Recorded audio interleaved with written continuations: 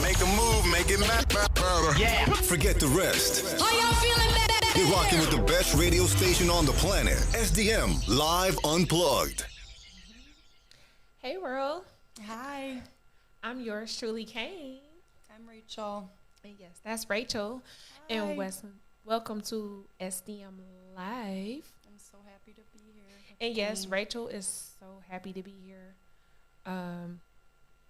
She's the new, It's something new, but far as her, but y'all get to see Kaine. But we're welcoming Rachel. So welcome Rachel, far as the podcast here on SDM Live. You get to see us on Fridays. Me and her kicking it with y'all, having a podcasting review and talking about different topics and all that other extra stuff and having a good time. Far as me and Miss Rachel, so say hey to the world, Miss Rachel. hi world. Yes, hey world. Hey world. But other than that, y'all, as always, I tell y'all, basically stay prayed up. Always trust God. Love abundantly.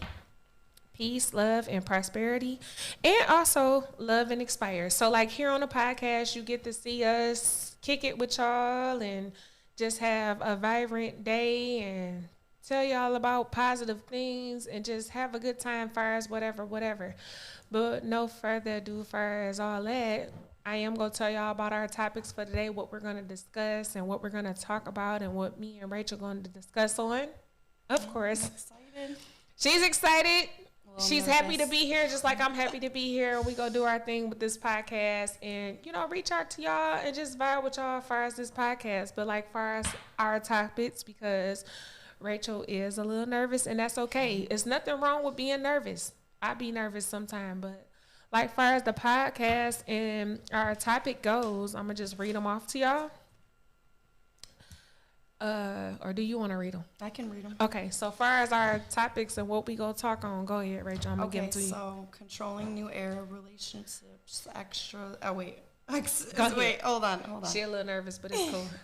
So exes shouldn't feel like there's a connection when moving on. Yeah, Okay, addiction, coping skills. yeah. Stress while raising kids, mental health, weird is weird, relationship is none of my business, energies, and then life trauma. Knife trauma, and then also y'all. It was another one we said we was gonna talk on, but I kind of forgot because the thing is, like Rachel, she's new as far as being on the air. But also, Rachel was the one when I went down to Florida when I was having I was having my ugly spell, and I went down there and visit with Rachel and had a good time and spent time with her and just been down there in Florida because she's going to be in Florida. She's going to be here as far as the podcast, pushing the podcast just like how I'm pushing the podcast, but like just our energy together as far as relating on different things. She can relate on certain stuff that I be talking about on what I'm like speaking on, and Rachel can relate. But other than that, like Rachel, yes, she's new to being on the STM Live podcast with me. She's not by herself, so it's like the SDM Live where you get to catch the unplug with us and we talk about whatever. So no further ado, what I'm gonna do is let Rachel just say a little bit far as her.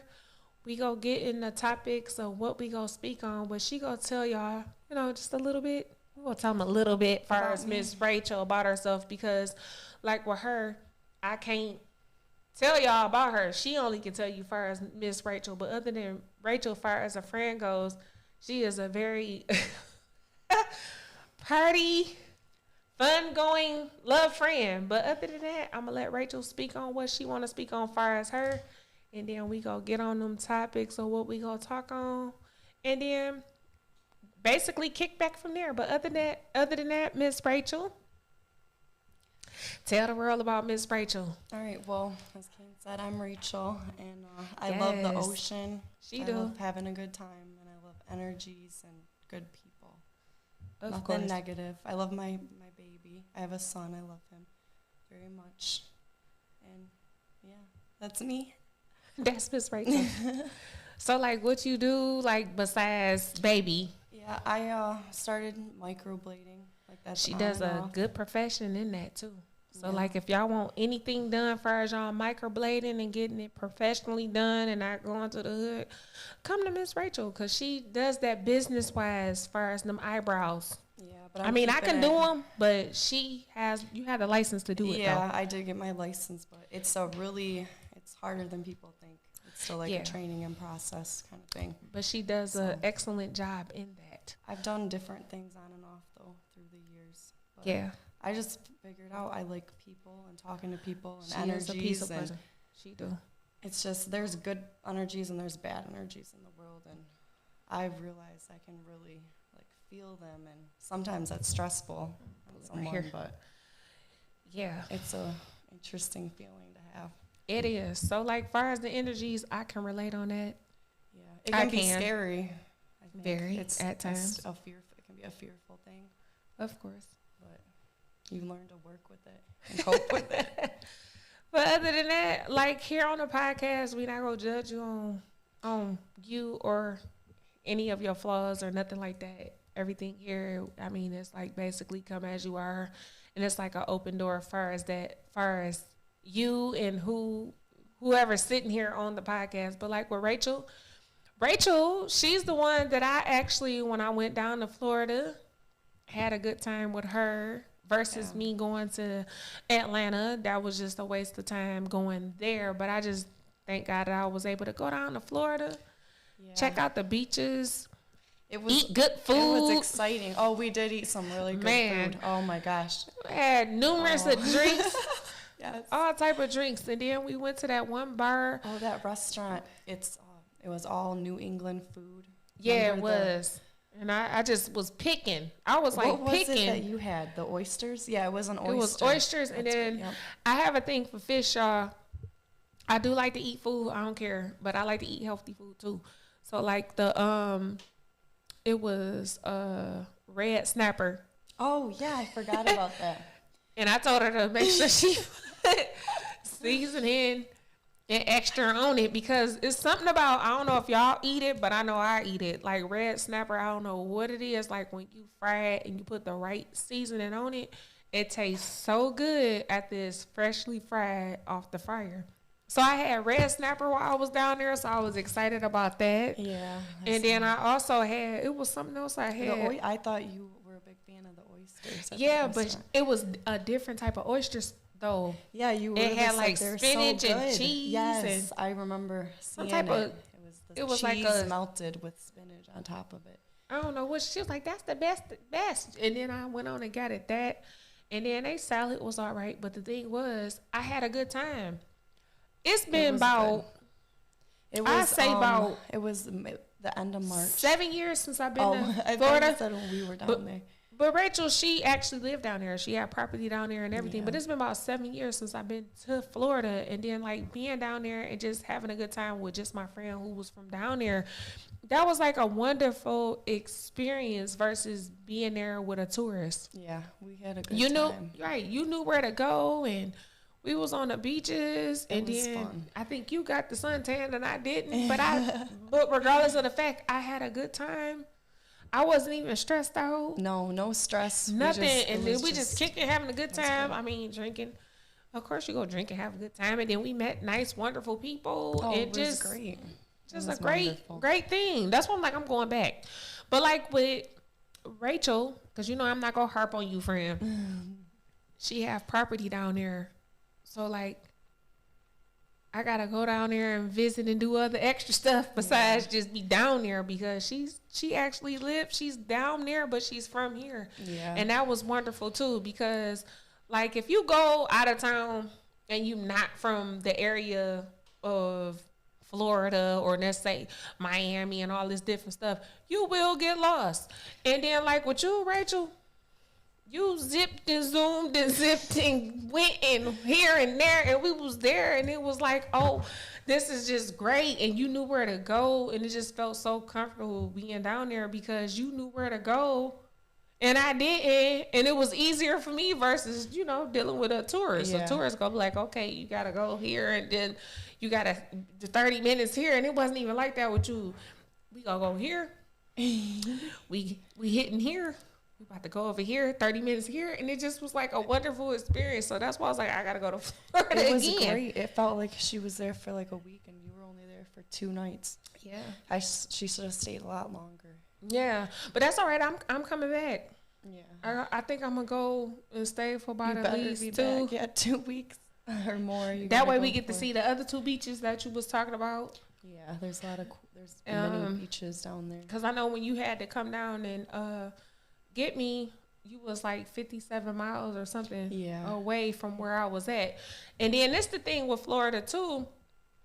When you flying to Florida, you just can't get on a plane and say I'm going to Miami, and you're not going to Miami, because like where she was at, she wasn't even in Miami. Because at the time when I was booking my flight, I'm like, okay, I'm gonna take it to Miami. I think it was like Miami Transit or something. It was something with Miami, and I'm like, oh, let me find out. So that's when I asked you. I'm like, well, what city or where are you at? So like when you said Fort Myers, I'm like, okay, because I would have been further, like way further than where you was, and then that would have been hours of you coming to get me. So it was kind of good that I asked you where you was at versus like, okay, I'm just get on the plane and just jump to fucking Miami and call it a day. So far as directions, y'all, just a little word of advice when you do travel, because I'm not going to sit up here and say I know everything, because I don't. Because as far as traveling, make sure you have the right area, the right city you're going into, and then also you need to make sure you in the right landing zone as far as the plane, because at the time when I was purchasing my ticket, I don't know what I was thinking. I was thinking, okay, Miami. Ain't no plane airport in Miami. It's a plane airport in Fort Myers. And then the other city was it Fort Lauderdale or something like that? The other city we went to. No, I'm talking about as far as landing. Oh, the landing part. Cause I mean, I've only flown into Fort Myers in Florida. So I'm so glad she told me I'm in Fort Myers versus me saying, okay, well, I guess we in Miami when she's not in Miami, because that would have been like a 5-hour drive for you. On the other side of the state. Yeah, that would have been that would have been 3.5 hours. That would have been kind of horrible as far as that. But other than that, I kind of like the idea that I was able to go to Florida, just be away, because prior before me going to Florida, so much stuff was going on, and it's like, oh no, I need to go for a second.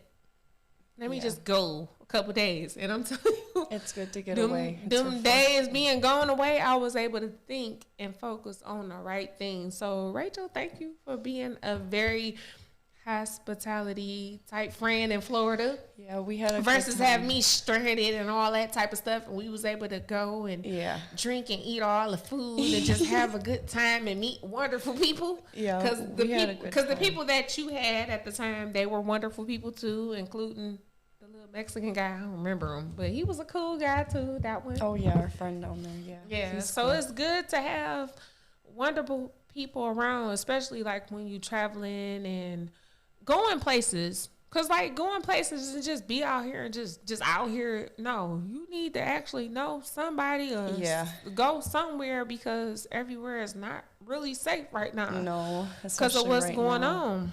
Not at all. So other than that, we gotta plan another Florida trip. Oh yeah, and she's got to stay longer, because I was like, she did not stay at least about enough. 2 weeks. Yeah, I was sad that she had to get on the plane really early. Yeah, in 2 weeks. She didn't want me to leave, and I started to just call my job like, you know what, I see y'all next week. But then again, I'm like, nah, I need to go back home. The whole responsibility, because other stuff was going on. Because I have to be responsible as far as the kids, and then as far as everything that I got to do on my end. So I couldn't just be irresponsible as far as that. So I had to get back home. But we gonna plan another trip, Rachel. Yes. We is. She has to go back down there. It'll be so much fun. Like far as our podcast go, you get to see us on Fridays on SDM Live. Is it gonna be at 5 or 6 o'clock? Because it had changed a little bit. 5. So 5 o'clock I had to check real quick. So 5 o'clock, you get to see me and lovely Rachel. You see Rachel? Wave at the world, Rachel. Just tell everybody, hey, because you're going to see me and Rachel. And then also, she will be traveling to Florida as well because she has a home in Florida and then she have a home here in Michigan where I'm at as well. But you still get to see her live with me, you know, just on the, what they call it, on the other end. But you go see her. You'll still see her and you'll still see me and her on Fridays at 5. We get to talk to y'all and vibe with y'all and have a beautiful time and just kick it. It'd be no judgment as far as that. But other than that, we about to get into these topics. And you know what, Rachel? I'm going to let you pick out the topic what we go talk on first. Because, you know, the main thing that I did want to talk about, I said I'm going to talk on it because it kind of touched me a little bit far as the artist that I am going to speak on. You know, far as that. But if you want to speak on it now, we can. But other than that, I'm going to let you go through the topics and pick out the topics. And then we just go for there and just let it flow. So, Rachel, go ahead with the topics. Just pick whatever you want on there. And I was going to pick stress while raising kids. Oh, yeah. I feel like that's something on all of our minds right now. Stress while raising kids. Yeah. It's a stressful time in the world, and it's scary. It really is. It's scary. It is scary. Especially with kids out here and just, it's like just all a scary the kids. time. You worry, and especially like me, I tend to over worry. I've been that way my whole life, and I just over worry about things. Mm-hmm. And I feel like that's something we related on. We did. So like far as the stress while raising kids world, like in this era right now, as far as a parent, raising these kids, this shit ain't easy right now. No. And I think not far as you, but I'm just going to speak far as me because I'm raising a teenager, 17 years old. Life ain't hit him yet. And it's like he trying to stick his nose in the real world. And it's like, I don't think you need to test the waters on it when you not ready. So, like, right now, as far as stress raising kids, like, raising them right now, I got a teenager, and now it's like, I don't know what to say as far as that. Like, as his mom, I love him unconditionally, but, like, while raising him, he's a teenager. He want to be out there. He want to see what it's like to be out there, and then he hanging around somebody who really don't care and just to be out there and doing what he want to. And it's like, I never did this stuff to my parents. And it's kind of scary as a mother raising him and he think it's okay to do what he want to when it's not okay. So it's like, I got to pray for him. I do. I got to pray for him because like with this situation, it's like he got one foot in the door and then he got one foot in the door out. I done did everything for him. He ain't even went to college yet. I mean, he's going to school far as high school. Then he's home far as doing what he needs to do, far as whatever I asked him, far as whatever I asked him. But, like, right now, with the new era kids, the peer pressure is worse than how it was when we was kids. They getting peer pressured for everything, far as school, far as people they don't know, far as they friends, far as people that think they're his parents and they're not, and then just with the world in general. So like with my son, I'm about to just go ahead and expose it to the world of what's going on far as him. Now, CJ, you know I'm not trying to expose you, but right is right and wrong is wrong. But like with this situation right here, I do so much for him. Yeah, it's hurtful. It is hurtful. And then it's like, okay, you want to be around your friends. That's okay. But also, you need to check in. Let me know you're okay. Let me know you're not hurt. Or just let me know, you know, everything is fine and all this stuff. But no, like what's going on right now, I am battling with a 17-year-old. No, he don't have a job. He don't. His income comes from his mom. he's spoiled rotten, and he's hanging around friends that's trying to tell him what to do, and then parents that's trying to tell him what to do, and just basically disrespect his mama who really care for him. So it's like hard. Yeah. Far as that.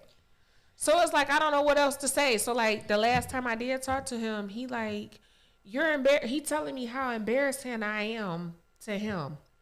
And I done did everything for him. And then the first thing I thought about, like the situation with Kirk Franklin and his son, anything for attention. That's the new thing with the kids, the media and all this stuff. And like with Kirk Franklin, I don't blame you for just giving a whole revolution against your son because he did so much for that boy, and it's like anything for attention, and that's why he just raged and act crazy the way he did on the internet because he's tired of the shit that he's going through, and you did so much for your son, and he don't appreciate anything. So like with my son, CJ, I ain't gonna say your real name, but you know your name by CJ, but like far as CJ, you know I love you unconditionally, and I find it quite weird and odd how you just want to do what you want to and ignore your mom, ignore your dad, not even acknowledge the fact of answering my phone calls or answering my texts. It's like you ignore everything. Okay, you can do that. But this new era and this new world of what's going on with this world, you can't do that. You really can't. Because far as me being your mom, and then the same thing like your dad being your dad, you can't put trust on people you do not know. Everybody mental is not the same. And it's just kind of weird to me how he just like, whatever, like just saying no and just fuck it and da-da-da-da-da. And you putting trust in people you do not know. Yeah, it's scary. It's confusing. It's very scary and confusing. So, like, everybody like, okay, you need to just let him bump his head and let him do this and do that. But when I look at it at the end of the day, some harm happened to CJ while you out there fooling around with people you don't know. Guess who gonna be responsible for you if something happened to you, death-wise? Your mama and your daddy. You go to jail while you hanging around people you don't know. Guess who got to deal with you when you got to be incarcerated and we got to put money on your books? Your mama and your daddy.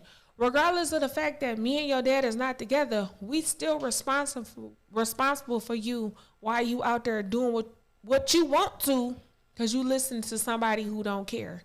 So like far as his friend, the boy is 18 years old. He got a car. CJ left. He had money and all this other stuff. His friend don't even have a job. So he left. He did. My son been gone for a week. I didn't blast it on the internet. I didn't blast it to my family. I just didn't blast it because like I look at it like this mentally. I'm going through something, but like with this crisis in the world, with all this mental stuff going on in the world, you really just left the house, turned off your phone, don't want to talk to your mom, ignore me, and just be out here. So like if something happened, it's just that is the mom who telling you not to listen to your own birth mama who brought you into to the world. If something happened to you, is she gonna take care of you if something happened? No. Is your friend gonna take care of you if something happened? And is the people who you listen to gonna take care if something happened? I already know he gonna call me. Yeah, exactly. And it's like I can't rage at him and just feel like, okay, you wrong, we wrong. But yes, he gotta bump his head because when I did stuff, I'm talking when I did stuff like honoring and stupid stuff, it never been no stressful moment where I had to stress out my parents and they worry about me being gone and I'm doing what the fuck I want to. Never. Exactly. Daddy can't even say it. Siblings can't even say it. None of them can say that. Like, oh, we were stressed out about her. Nothing. But like with this right now, my son is really like, nope. Stubborn just because I do what I want to. He's only 17. And like I told him, the streets is not where it's at. And listening to people is not where it's at. So like, listening to your mama and daddy, you need to listen to us, because like the era of raising kids is very different. Yeah, and especially right now with everything going on, it's just a huge confusion. It is bad. So I try not to worry about that. And just like I didn't text them, because what I do now, I text them these love you and da-da-da, call me blah, blah, blah. And all that stuff. So hopefully he have some sense to be like, okay, Mom, you was right, and bring his butt home versus ignoring me and turning off his phone, because kids that's younger than him and kids that's his age is losing their life out here. Yeah. They are. It's a lot of them younger than that. So it's like, I don't know what else to say, because like far as that stress while raising kids, it is stress. I don't want to sit up here and say it's a marvelous, good job raising kids. It take work raising them. Yeah. Because each child is different, and it's like you can't hold them accountable far as treating them this way and treating them that way is very different raising them, like very. So like when you raise your children, you can't just treat them all the same. And then like when my oldest son, CJ knows that I love him dearly. He's my firstborn child. But like with him, it seemed like with him, it just got to be something extra with some type of attention, or just something extra just to make it look like I'm just this ugly person, just because he just want that attention that much, because he's the oldest child.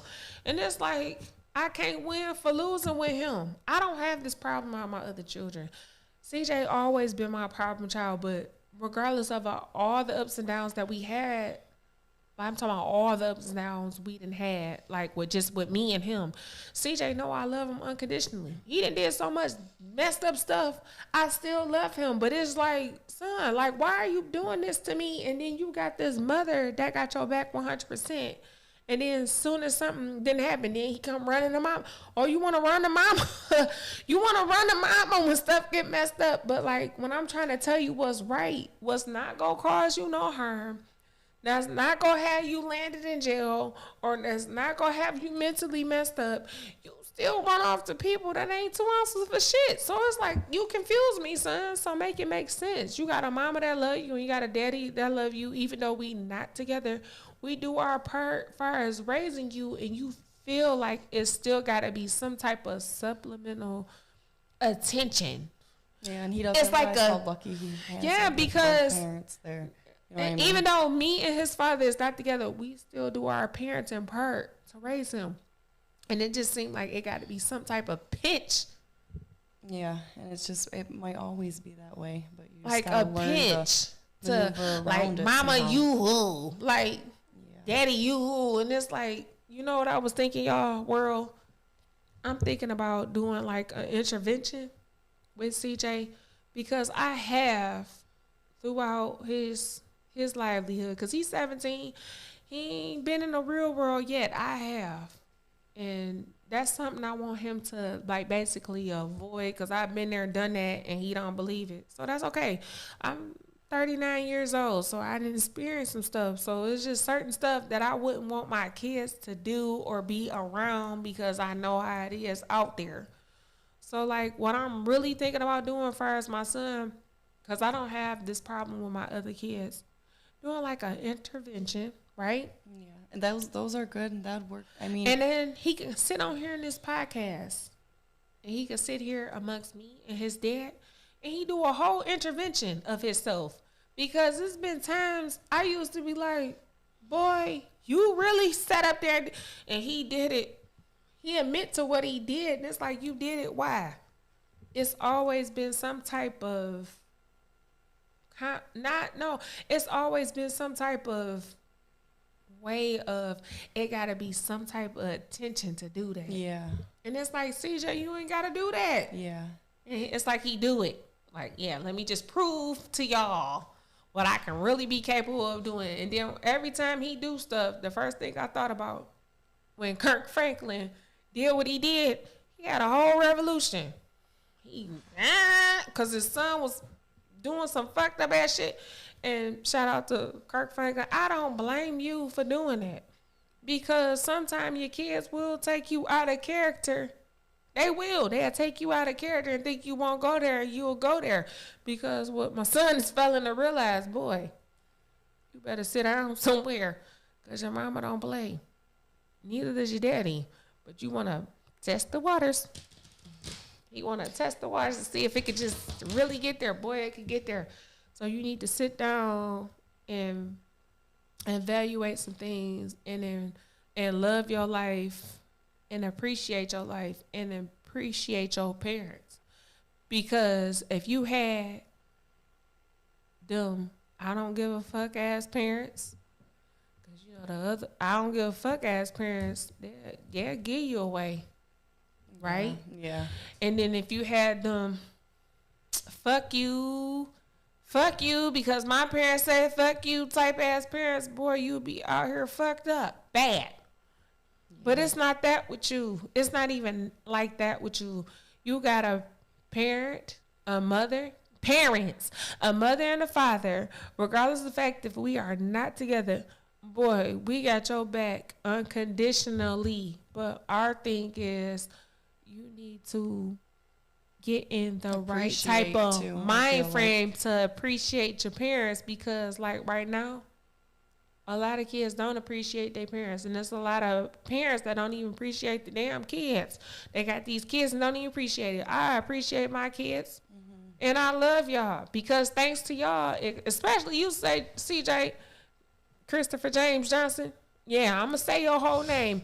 I love you unconditionally because you saved your own mama's life on a lot of occasions. So I just thank God, regardless of the fact if I had you, and it had me sit my ass down somewhere versus doing all this type of fucked up ass shit. So I appreciate you being basically in your mama's womb, and I carried you all them months and had your ass. You changed me from a lot of fucked up ass shit, because before I met your daddy, Kaine was a wild ass girl.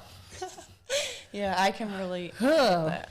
I was. All that stuff. But other than that, I had to just basically put that out there, because that is a stress as a mother and as a father to worry about your kids. Especially when you don't know where your kid's at. And then you want to be stubborn. Don't want to tell me not where. You don't want to tell your mom where you at. You want to ignore me, and then you turn your phone off, and you want to deal with me when you want to. I didn't do that to you when I carried you 9 months. Exactly. I didn't. That's a big I had to deal with you. Point right there. I had to sit up here and change diapers and birth you and bring you into this world and just basically love on you unconditionally. I had to stop what I was doing prior, before your ass was conceived. I had to stop all the wild shit just to basically love on you conditionally, because you was a human life that I had to take care of for the rest of my life until you turn 18. But like with that situation with my son, it's always been a combative, fighting, always just feeling like I gotta prove a point to you because you feel like it gotta be a attention somewhere with mama or daddy just because. And you ain't gotta do that. No. So other than that, as far as raising kids right now in this new era, it's not cool. It's hard, especially it's hard. Mental health. And then dealing with me, dealing with my mental health, dealing with my children, dealing with people in the society, and just dealing with everything. And then I gotta worry. A mom always go worry just as well as a father is go worry. But I gotta worry because if I get a phone call talking about something that had happened to you, I gotta think of what I gotta do afterwards. Far as you, because you didn't want to listen to your mom or your daddy. So like far as a mother, a real mother, because I care about all my kids, including my stepkids. If anything happened to them, there's always gonna be a worry far as that. So I love my children unconditionally, and I just wish CJ can just open his eyes a little bit and not just be stuck on my friend and this is how it's gonna go. These is people you don't even know. Exactly. Let's say if they was sitting here on this podcast, they couldn't tell you 2 ounces of shit far as you, except for me, because I know you from when you was born and then how you are right now as a teenager. They couldn't tell you shit. They only could tell you what you done told them. And then half of the shit that you probably done told them, they probably wouldn't even put that together because they don't know you. Your mom and your dad know you. Your family know you. And it's like, son, you got to get it together first. That. So, like, dealing with that, dealing with the world, dealing with the things that I'm dealing with, and then just dealing with society as a mental patient. I don't want to even say I'm a mental patient. I'm going to just say I'm just mentally not understood. Yeah. That's a better way to say it.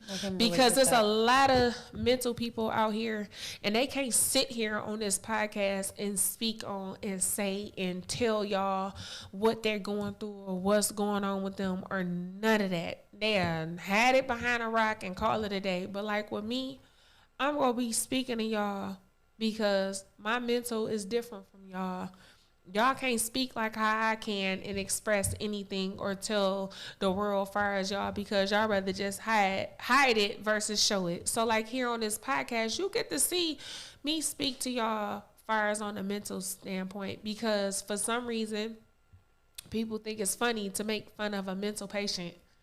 And it's not funny to make fun of somebody that's been mentally traumatized from 4 years old to a grown adult. It's not funny to make fun of somebody that you don't know, and it's not funny to make fun of somebody that you think you know and you don't know because trauma carries on for a long time. Yeah.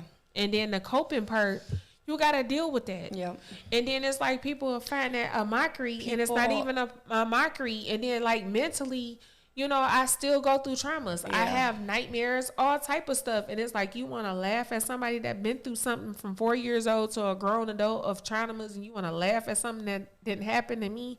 And it's like I had to live my life through my traumas, and you want to laugh at something that didn't happen to me and think it's funny. And it's not funny. A trauma, anything traumatized or somebody going through something, you're not supposed to laugh at somebody with a mental issue or a mental trauma because you don't know that even if they do get a pain or breakthrough or that breakthrough, the breakthrough part, you don't understand that part of what they're going through. When they do finally have some type of coping or some type of helpness or wellness to help them, you don't laugh at that trauma because everybody's trauma is different. Mm-hmm. As far as my trauma that I went through, my kids didn't go through this trauma, but I went through trauma.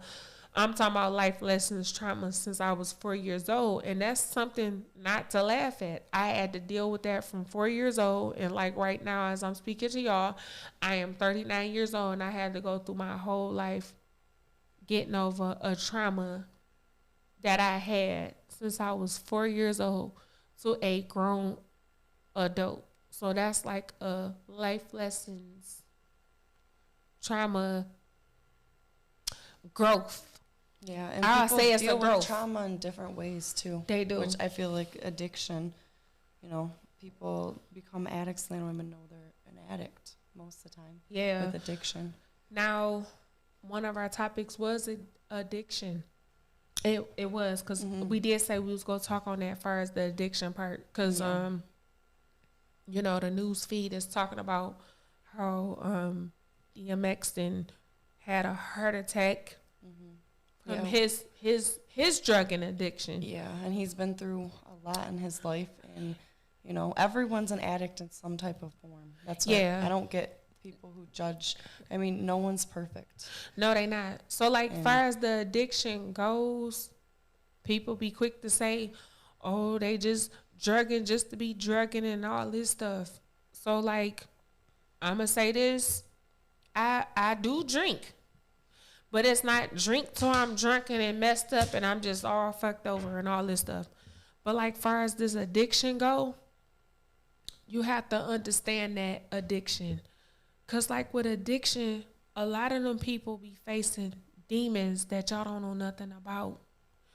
In the situation like far as DMX, you know, I read up on it a little bit. He been dealing with demons for a long time. Yeah. Since 14. A very long time.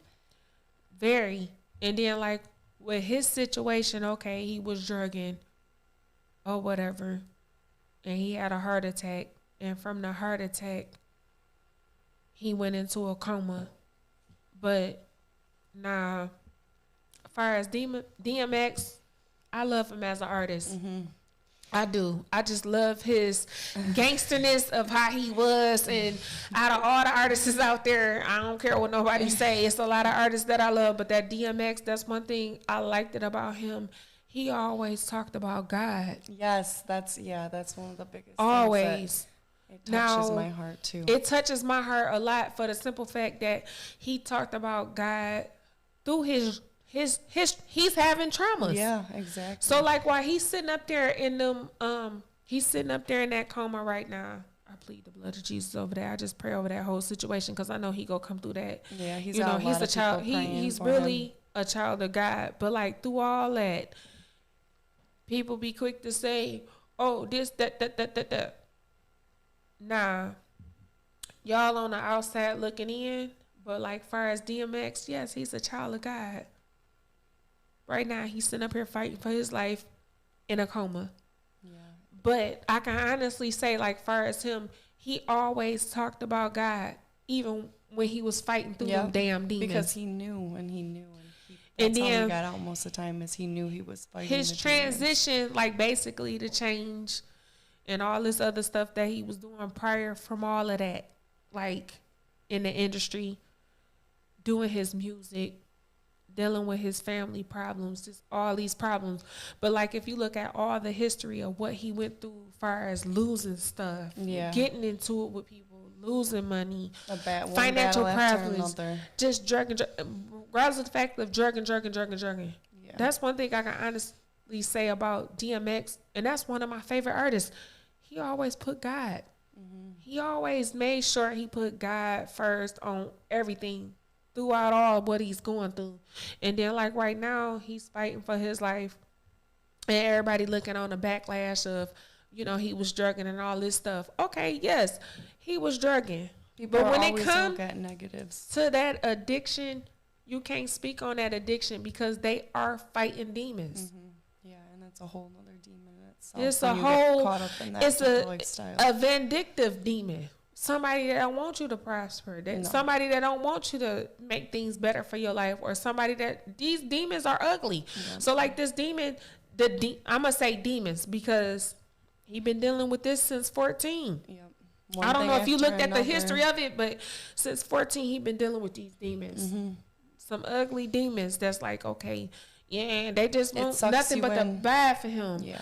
But like God, and they come in different forms. They are. Demons so like, come in forms. They come as human and people. And then like right now, manipulate you. He's sitting up here fighting for his life, and I know God have a special calling on his life, because one thing about DMX, he always talked about God, regardless, throughout the fucked up shit that he went through. And then like they up there talking about, he got 15 kids and his wife and all this stuff. I wouldn't give a shit if he had 1,000 kids. Before all his money got fucked up, he took care of them and he made sure he paid what he paid. But my thing is, like, far as DMX, he is a real ordained child for God. God ain't gonna let him fall. No. DMX gonna come through that. Yeah. He gonna come through that, and he had enough trauma in the way he prayed and stopped and prayed, even when he did fucked up ass shit. One thing I could say about DMX, and out of all the celebrities, that's one of my favorites. Everybody know Plies is my favorites, but like DMX, he never, even when he fucked up on some shit, he always makes sure he put God first on everything. Yeah. Always. And that's what's beautiful about him. That's beautiful about him. And when he do come out that coma, God put a special calling upon your life, and I believe it, because I'm a spiritual child of God too. And then just to keep praying and manifesting over that situation far as you, he gonna be able to preach the good news far as that and overcoming all of his battles. All the battles. One day everything will fall into place. It will, because like with him, people like, oh, this, that, they talking about all the bad stuff. But always all the negative, like with people that are hurting inside themselves. I'm a fan to DMX. I look at the beautiful things that he did, as far as how he preached and walked in a good life and always kept a smile throughout all this hurt and fame that he dealt with throughout the years. I always looked at how he always talked about God and just had that spiritual ass, it was just like all that spiritual energy of him. Situations, you know what I mean? It was always something spiritual and always uplifted God in everything that he did. Even though they want to make it seem the ugly. I don't even look at that. You can't. I look at the beautifulness of him. Yeah. And then like right now he fighting for his life in that coma, and I know God go break every chain on that. As far as them demons trying to take him up out of here, he gonna be able to walk up out of there. God be the glory. And then he go, like he said, he wanted to be a preacher. He gonna be a preacher and be able to preach the good news of what's better for him, because what he was fighting for, nobody knew what he was fighting for to make things better for him. But like far as them demons, they want to make the shit look bad. But I already know in my heart, and I'm a child of God too, I know in my heart that DMX gonna be able to be that speaking voice for change too, for him to be a good walking righteous in hope, like the walking righteous of hope for better. Because he done did it for a long time. He been battling for a long time, even in the industry. And then as far as that, I know it's just going to be like a good light on him for better for him. So prayers go out to his children. Prayers go out to his family. And then his wife, the main wife that he had, the one he had all the children by, and then I think the second wife. But I just say prayers out to that family, just all of them in general. You know, no worry. Just, you know, uplift that up in prayer and plead the blood of Jesus over that. But I have it in my heart that DMX is going to walk out that situation and be a real child of God preaching the good news as far as that. He will. Yeah. So, yeah, as far as that, you know, I have a feeling I have a good feeling about that. Of course. Be positive. But, like, with the addiction part, people be quick to try to, you know, judge that. Yeah. Now, addiction, I look at it like this. They have problems before. Okay, for prime example, they have problems before, and they say like they meet you and they don't want to tell you, and they not going to tell you, but they want to love and be in a beautiful relationship with you, but they're fighting them demons to make things look good for them, but they're trying to make things happy for you. But far as that addiction go, don't laugh at a person that's been through addiction, because they're fighting horrible demons. And it's not your fault. It's not your fault that they fighting these horrible demons, but they're fighting these horrible demons before they met you or came in a picture, and, you know, things is lovely far as y'all as a relationship, but don't ever think it's your fault. There's only so much you can do for someone in fighting with addiction. Yeah. You know what I mean? Like, you can try, and then you'll be like, you know, their demons will start to, you'll feel that energy off of their demons, and it's just not anything good. It's just a road that you don't want to go down. And it's not. So, like, far as the addiction part, you know, to the world and family members or people that know someone that's fighting with addiction, don't ever think it's your fault. It's never your fault, because, like, when they did what they needed to do to fight off them demons and fight them demons without you, they're doing their job to get rid of them demons, even though it can be a happy situation far as y'all. So it's never your fault. No. It's never your fault far as them fighting them demons. So, like, with them demons that they had prior before you came in the picture, they want to fight them off, make things happy for them, but it's so much fighting with that. So, like, they feel like if they keep fighting and fighting and fighting off them demons, and then it just be like a closed cause, and let's say they do pass from it or something happened to them, it's not your fault. This is something that they tried to cope and help them to make things better for them. And then it's like, not your situation, but I'm talking about my situation. Like, I dealt with somebody that was dealing with addiction, and it was like, and then in the beginning I felt like it was my fault, but then when I sat back and thought about the situation, it was more so, no, it's not my fault, but it's like I understand, and it's like I gotta walk away, because it was like like a confusing situation because I'm trying to accept what's going on with you, but it's like I couldn't accept it because the demons was too overpowered with you, so I had to powers their original. Yeah. Their original so like the person that was dealing with it takes over a person. It really does. So it like takes with over the you. It do. So like the addiction that I was basically trying to adjust and cope and understand, it was making it worse for me. So it was like only way I'd be able to respect this and understand it, I gotta walk away. So it was better for me to walk away and let them fight them demons and get it together and focus on the right things far as that. But like far as the addiction goes, I'm just saying this to the world. Don't ever feel far as the family members, far as fans, friends, mates, all that stuff. Don't ever think it's your fault that their addiction is your problem. This is something that they're mentally going through, and it's like the demons. Addiction, they gotta fight against. I feel like it's almost in your. I don't want to say it's in your genes. To me, it's something you're born with. You think the addiction is? Addiction runs through families, stronger in some families than other families, and you got to warn somebody else said that. Yeah, I believe that. Yeah, because it's just some people, just because of their genes, their genetics, they're more prone to being addicted to certain things, and that's what they need to watch out for. Yeah, you know what I mean. Yeah.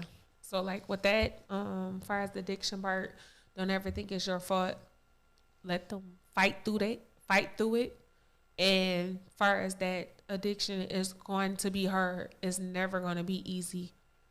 I mean, they will break through it, but it's just hard in general. And then if you come across somebody that you love and they're dealing with this, it's hard on both ends. And it's like you got to step back and let them fight it and get it through. You gotta learn where you're at in that situation. If what if that person is trying to take advantage of you also? So not all, you know what I mean? Like sometimes I feel like there's certain people, and I hate to say this, but there's certain people that are born just bad energy. I kind of agree. Yeah. Like the devil uses people as portals in this world to get to certain people and to bring us down and stuff. No, I kind of agree. Because like far as that, I caught myself trying to love on something that I thought would change, and it just was like, no. Yeah, and sometimes I gotta walk away because it was abusing it more as a coping skill. Mm-hmm. So no, it's never your fault. So let them, like, basically take that growth spur and fight that process. It's like they gotta fight it for change. Yeah, exactly. So I understand it.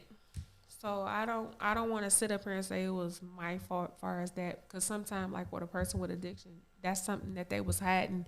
Even if in a relationship, that's something that they're hiding. It's like they don't want to express that to you, and then when it's like it's caught and you find it, it's like, oh, okay. Well, it can be an like they're embarrassed of it. Yeah. Because I didn't had an embarrassment moment, and it's like, wait a minute, you really, and it's like, oh, how can I explain, or, oh, hell, like, what the fuck? And it's like, and it's like they won't tell you. So, like, when you do find out, it's like it's shocking to you, but it's like you got to adjust to it. Because this is something that they had going on prior before you came in the picture. Exactly. I'm glad we can make a laugh out of it. Yeah, it's a laugh out of it. Negative topic, especially right now. It is. With everything going on, everyone's fighting addiction right now really hard with everything going on in the world. And then mental awareness. Yeah. And then, like, with me, for somebody who don't know me and try to assume to know me and judge off what they're seeing and don't not know for certain who I am as far as a mental person, something is fucking wrong with you. Yeah. Because it takes a lot to cope with mental illness. Mm-hmm. And then, like, with me, I had traumas. This didn't just come as an adult. I had mental traumas as a little girl, 4 years old, and I had to grow throughout my whole livelihood with this. So yes, I had to have a mentor and have a therapist and just have people around me that wouldn't just sit up here and bash my mental and make fun of my mental for me to basically grow and understand my condition. And it's not funny being somebody that's going through a mental process, because being a trauma, it's a difference when a person is going through a mental illness and a mental trauma. That trauma, that alone, that is not nothing easy to deal with. I dealt with that from 4 years old, losing people, including people that I love. And this is something that my eyes didn't see. And I had to grow up with this, and losing somebody close that I love, or losing somebody that I knew, and just losing people. And that trauma grew for me from 4 years old into a grown adult. So yes, mentoring and also therapists and then counseling. This is what helped me. Because if it was the complete opposite, Rachel, I didn't get no help. Oh my and gosh, I was just out here. I'd be in jail for all type of counts of murder and all type of stuff because I'm fucked up. But that's the thing. I don't want to hurt people. I know what it's like to hurt. I know what it's like to be out here, and it's just like I can't just be. It's just like it's all messed up. So like with that, I just rather just have things to be in a peaceful state of mind, because like, in my hurting stage, like one thing I like to tell Kaine, for example, is this is something I've been dealing with lately. I want to get angry, and like I tell her, the devil feeds off your anger. He do. And you know what I mean? You just gotta be like, you can't get this anger out of me. No. Because I'm not gonna give you that satisfaction. And he'll try. Yeah, he will. He'll really try, but he's not gonna get it. No. You know what I mean? And that's the thing. Whatever he'll send breathing, people. Just He'll try stuff. It can be in a workplace. That's one thing. You know, the devil is funny. That's why I always plead the blood of Jesus over everything. Everything that I do, just everything in general, because he's funny. He'll send somebody in disguise. And it's usually when you're doing your best, trying to do your, and when you're trying to do your best, really focusing on doing the good. best for you, he'll make sure he sends somebody. Yep. It could be somebody you used to know sometimes. Yes. Because it happened to me. Oh, yes. I heard from somebody, I ain't talked to him about 7 years. He come sending me an email. And I looked at the email, and he like, hey, da, da, da, da, da, da. And I looked at the shit. I heard up and blocked it, deleted it, because you was an old trauma. And I don't want to feed trauma to an old trauma that fucked me up when I was younger. And that's, cycles the of devil, going back to old trauma for some reason, or if you hold on to a person because of that, you know, it works in many different ways. It's just horrible. Like that, just trying to hold on to something that was a trauma of a trauma, that's just basically giving them the gateway to basically run over you again and again until you learn your lesson. And thank you far as that. So like all that extra stuff with that, that's just out of, you can go somewhere and jump off the nearest bridge with gasoline draws on. Because if you know you didn't cause some drama to me, don't come back. Yeah, what you gonna come back for? Exactly. Don't come back here. You better run and get the fuck gone. The fuck, you know that. Get the fuck on, motherfucker. But other than that, do we do our energies? Oh yeah. Okay. You want to do the energies now, or you want to do it next time? We can do it next time. Did you want to do the relationships is none of my business? Oh yeah. So yeah, y'all.